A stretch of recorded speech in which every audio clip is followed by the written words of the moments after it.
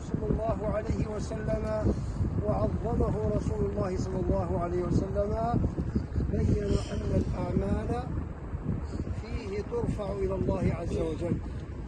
فهنيئا لكم بهذا العمل، فعملكم هذا ومساعدتكم لأخيكم قد رفعت إلى الله تبارك وتعالى. النبي صلى الله عليه وسلم يقول في الحديث: إن لربكم في أيام دهركم لنفحات فتعرضوا لها، لعل أحدكم أن تصيبه نفحة فلا يشقى بعدها أبدا. نفحة واحدة من نفحات رب العالمين إذا أصابت الإنسان فلا يشقى لا في الدنيا ولا يشقى في الآخرة. والنفحات معناها هي المنح والمكافآت والعطاءات من رب العالمين سبحانه وتعالى. وإذا علم العبد المؤمن هذا أن هذه المناح من الله، فلا يمكن لأحد ولا يستطيع أحد أن يتصورها وأن يتصور قدرها وأن يتصور عدد الأجر، لأنها من الله.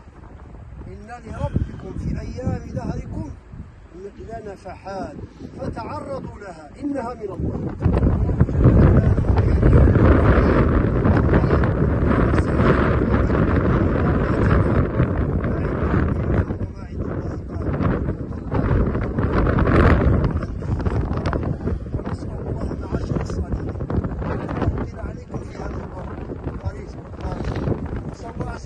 أن يرحمنا جميعا وأن يرحم هذا الرجل وأن يجعله يا رب العالمين في الجنة.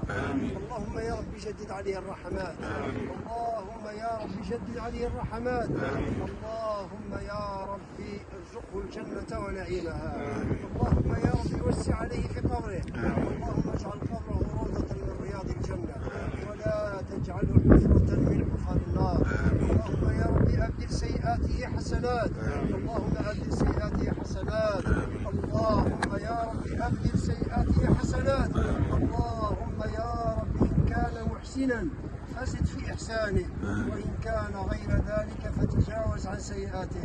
يا رب لا تحرمنا أجره ولا تفتنا بعده، واغفر لنا وله برحمتك يا أرحم الراحمين يا رب العالمين.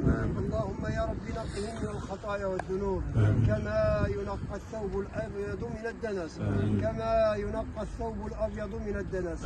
يا رب اجعله مع النبيين والصديقين والشهداء والصالحين. يا رب اشفع له بالصيام واشفع له بالقيام واشفع له بالقرآن. اللهم يا رب اجعل أعماله الصالحة تشفع له يوم القيامة. نسأل الله عز وجل لموتى المسلمين أجمعين الرحمة والمغفرة والعتق من النار.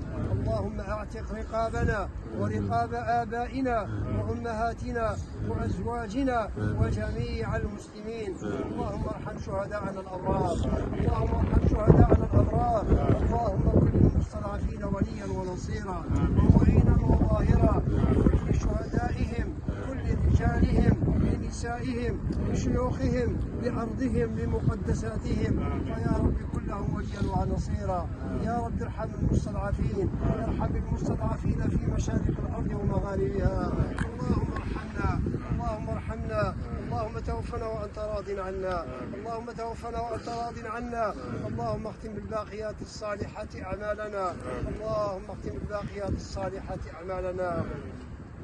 اللهم يا ربي العائلة هذا المرحوم فيا رب ارزقهم الصبر على فراقه، اللهم صبرهم، اللهم اجرهم في مصيبتهم وابدلهم خيرا منها يا رب العالمين. إن لله ما أخذ وله ما أعطى وكل شيء عنده بأجل مسمى. إنا لله وإنا إليه راجعون، إنا لله وإنا إليه راجعون. يا رب ارحمنا فوق الأرض وتحت الأرض ويوم العرض عليك. يا رب ارحمنا فوق الأرض وتحت الأرض ويوم العرض عليك. عليك. اللهم يا ربي ارفع أعمالنا الصالحة إليك يا رب العالمين.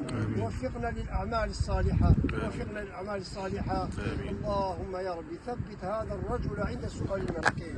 اللهم ثبته، اللهم ثبته، اللهم ثبته يا ربي. أنزل عليه رحمتك، وأنزل عليه مغفرتك وسكينتك يا رب العالمين. اللهم ارحمنا وارحم جميع المسلمين. اللهم صل وسلم على رسولنا وحبيبنا محمد وعلى آله وأصحابه أجمعين. آمين آمين والحمد لله.